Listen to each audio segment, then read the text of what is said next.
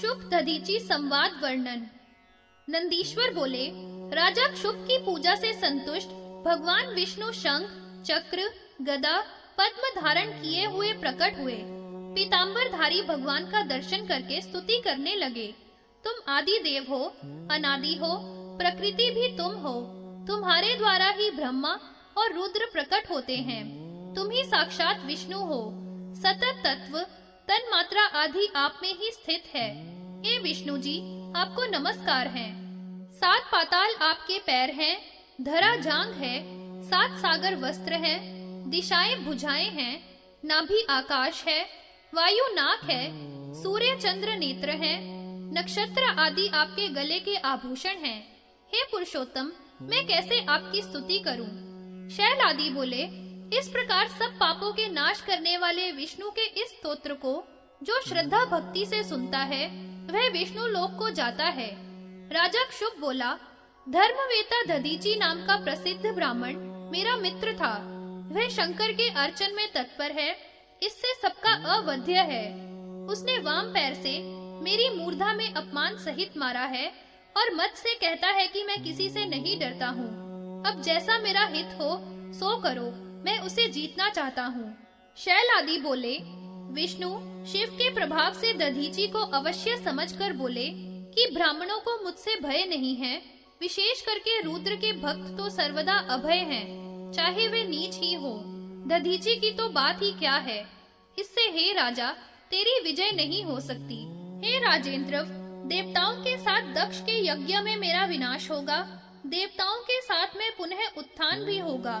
सो हे राजन, मैं दधीची से विजय का प्रयत्न करूंगा। शैल आदि बोले, शुभ भगवान की बात सुनकर अच्छा ऐसा ही हो कहने लगा। भगवान दधीची की कुटिया में पहुँचे। ब्राह्मण का रूप धारण करके दधीची से बोले, हे ब्रह्म ऋषि दधीची, शिव भक्ति में तत्पर हो मैं आपसे वरदान मांगता हूँ, आप देने के योग्य हो। तब दधीची बोले, तुम्हारी इच्छा मैं जान गया, तो भी मैं भय नहीं करता। आप विप्र के रूप में जनार्दन हो। भूत, भविष्यत, वर्तमान रुद्र की कृपा से सब जानता हूँ। आप ब्राह्मण पने को छोड़ दो। शुभ ने तुम्हें पुकारा है। तुम्हारी भक्त वत्सलता को मैं जानता हूँ। शिव की अर्चना से मुझे कहीं भय नहीं है। यदि है तो आप बताइए। नंदीश्वर बोला, ऐसा सुनकर विष्णु भगवान रूप छोड़कर हंसने लगे। भगवान बोले, हे दधीची, तुम्हें भय नहीं है। तुम शिव के अर्चन में तत्पर हो, इसी से तुम सर्वज्ञ हो। परंतु एक बार यह कह दो कि मैं डरता हूँ, ऐसी मेरी आज्ञा मान लीजिए। विष्णु के कहने पर भी दधीची ने फिर भी यही कहा कि मैं नहीं डरता। मुनि के यह वचन सुनकर विष्णु को क्रोध आ गया। चक्र को उठाकर भस्म करने के लिए मारने को तैयार हुए, परंतु विष्णु का वह चक्र कुंठित हो गया। तब दधीची हंसकर बोले, हे भगवान, अतीव दारुण यह सुदर्शन चक्र जो आपको प्रयत्न से प्राप्त हुआ है, वह शिव का ही है, इसलिए मुझे नहीं मार सकता।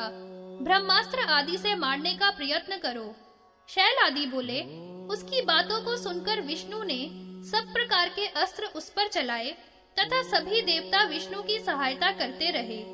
दधीची कुशाओं की मुट्ठी लेकर शंकर जी का स्मरण कर सब देवों पर कुशा फेंकने लगे।